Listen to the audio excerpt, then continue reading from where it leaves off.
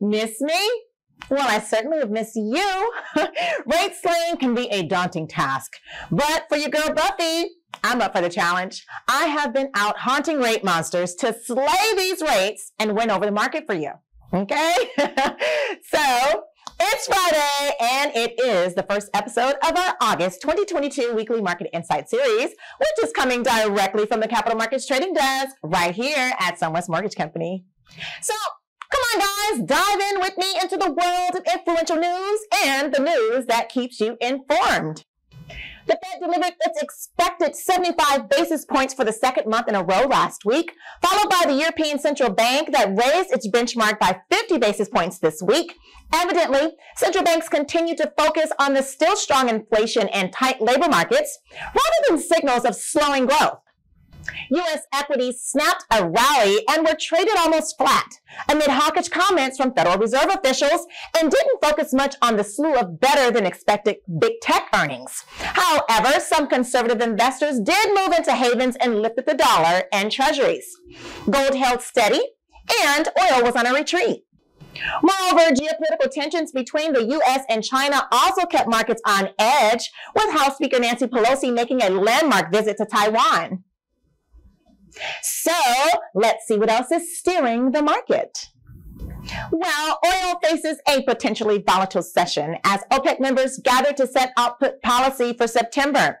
The committee proposed a 100,000 barrels per day output hike for September. West Texas intermediate crude futures dropped as much as 10% to trade around $90 a barrel. Meanwhile, U.S. manufacturing activity continued to cool in July as more factories dialed back production.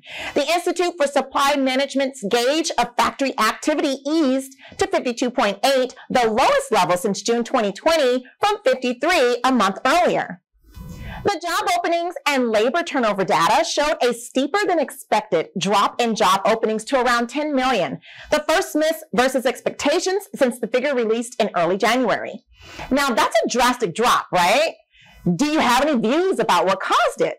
Comment below, please, and try not to use Google. Let me know what you really think. Talking about the applications for U.S. unemployment insurance, they rose 6,000 to 260,000 in the week ending July 30th and held near the highest level since November, indicating continued moderation in the labor market. Elsewhere, the trade deficit narrowed to around $79 billion in June from $84 billion in May, maybe because it's partially capturing the effects of the U.S. supplying Europe with natural gas.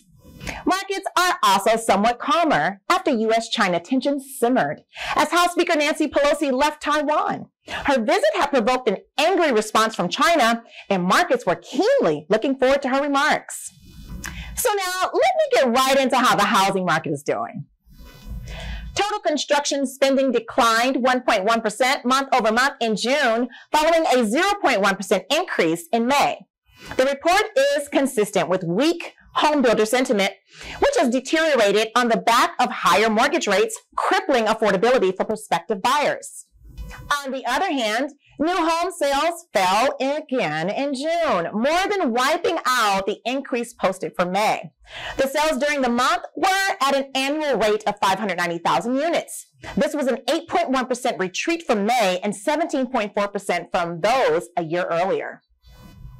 The Mortgage Bankers Association's application stats released this week showed that applications in the U.S. rose for the week ending July 29th.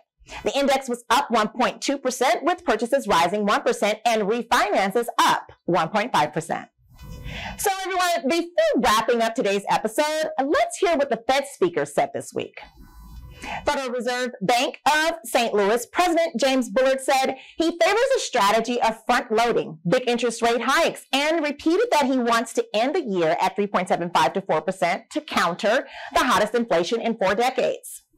Moreover, the Fed Bank of San Francisco President Mary Daly mentioned that the central bank's work on inflation is nowhere near being almost done. Clearly evident that the Federal Reserve policymakers are resolute on getting price growth back to their 2% target, and they are also ready to compromise growth over inflation. So folks, that's all we have for the current week. Please join us in our next episode to get the dose of the weekly market updates. And if you like this video, please hit that like button and comment, if you will. Also, to be informed every time we upload more news, please subscribe to be notified. As usual, stay updated with our news, and our trading desk will keep you informed with our pricing incentives. Happy Friday, everyone, and have fun, but be safe and enjoy the weekend. See you next week. Buffy out.